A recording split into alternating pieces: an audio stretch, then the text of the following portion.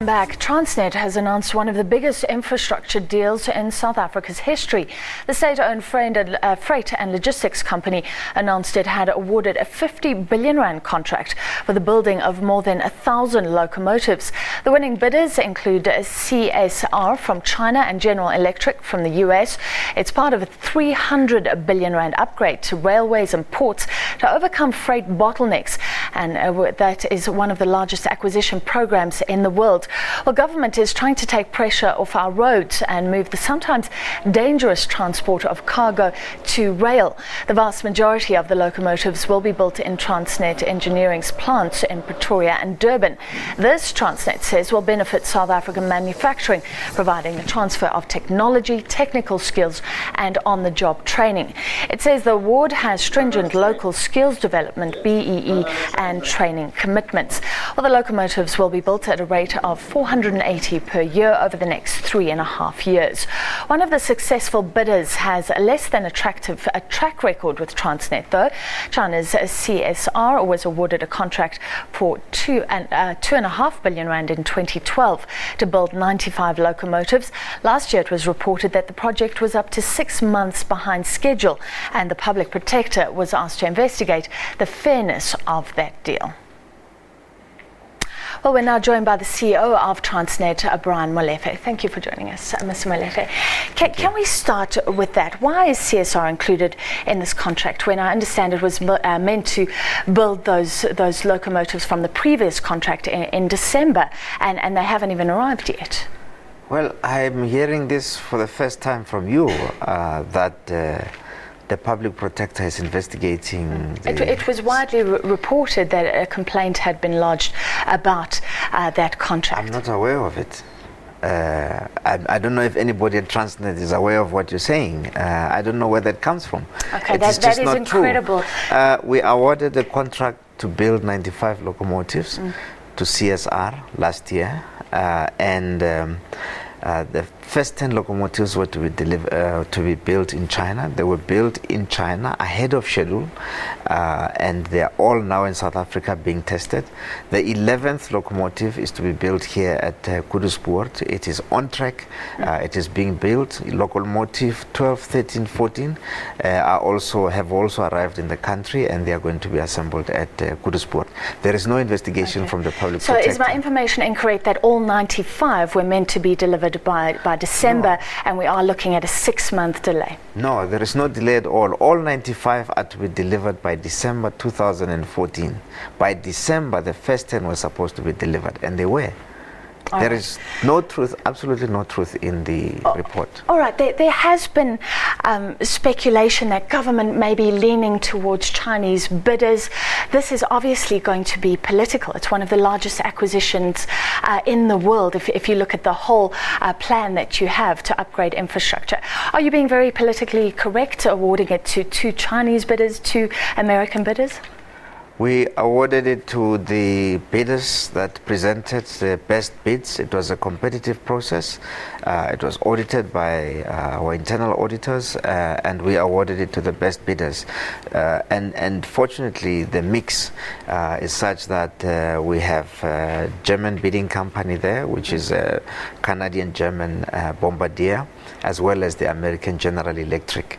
And we have been doing business with General Electric for some time, and nobody has ever raised political issues, so I don't know where this comes from. I was talking about CSR. I mean, General Electric itself has been... I was saying GE, because you're not saying political issues when it comes to GE. Sure, because those complaints were raised in relation to CSR. If we move to Mr. Molefe, we can go afterwards. I will show you at least 10 reports reported online about the fairness of that CSR deal. I will do that after this interview. I pledge that to you. GE has been involved in incredible development of locomotives that are low on fuel, looking at electric energy. Are we using the best technology here? Yes, we are using the best technology. You mean from GE? GE has one of the best technologies, so does CSR, so does CNR, so does Bombardier. who have also won the bid to build these locomotives. We have chosen them for, amongst others, their technical capabilities. They are able to produce locomotives, for example, at CSR, that are capable of regenerating electricity as the trains are braking. They're using their brakes. They can feed electricity back into the grid, which is a very modern and advanced technology. Transnet in the past has been accused of holding the economy up. We're now moving to this amazing acquisition. Could this be something of a great leap forward for our economy? We think so. We think that this takes the economy forward. It certainly will contribute to reducing the cost of doing business in South Africa.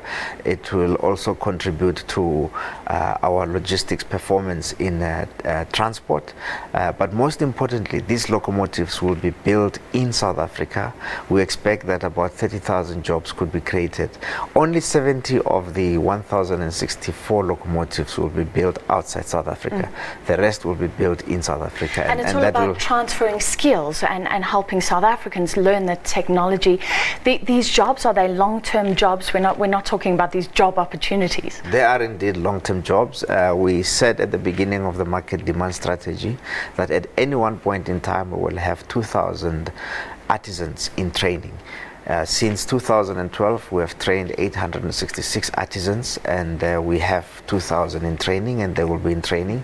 We're going to be sending artisans and engineering technicians to these companies overseas to learn how these locomotives are built, and they will come and supervise the building of the rest of the 1,000. How does it work logistically? Because you have 4 different companies, and it will all be built at Transnet engineering plants in Durban and Pretoria, I understand. Yes. Do they all have to work separately, or is this a lot of collaboration? No, we have 4 different production lines. We'll have 2 production lines in Pretoria in Goedsport, and we'll have 2 production lines in Durban, and so this will be 4 separate production lines producing locomotives. A lot of people are welcoming this deal. It's massive. On the other end of the spectrum, the parastatal or state-owned company spectrum, we have Eskom. How has that affected Transnet? Eskom's woes in recent weeks.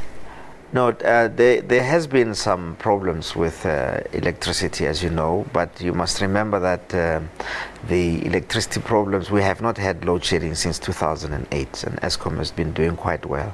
We have coal in South Africa to give us electricity for the next 200 years. What we had not been doing was build power stations that can use the power, the coal that we have, God-given coal that is in the ground, that we have to produce electricity. And I think Eskom is doing a great job in catching up to build the power stations that are needed to burn the coal. So we would be having a different problem. Is what we didn't have was the coal, because we have the natural resource. We just need to rise up to the challenge of the infrastructure. The coal delivery companies need you, and Exxaro did compliment Transnet earlier, saying a lot is being done on the ground. Is Transnet doing its bit in this regard? Yeah, we're doing our bit in this regard. We are doing our bit to transport coal. We had unprecedented amounts of trains running from Emelo to Richards Bay. Last year we broke the record, running 35 trains in one day from Emelo to Richards Bay with coal. All right, we appreciate your time this evening. Thank you very much. That was Molefe, the CEO of Transnet.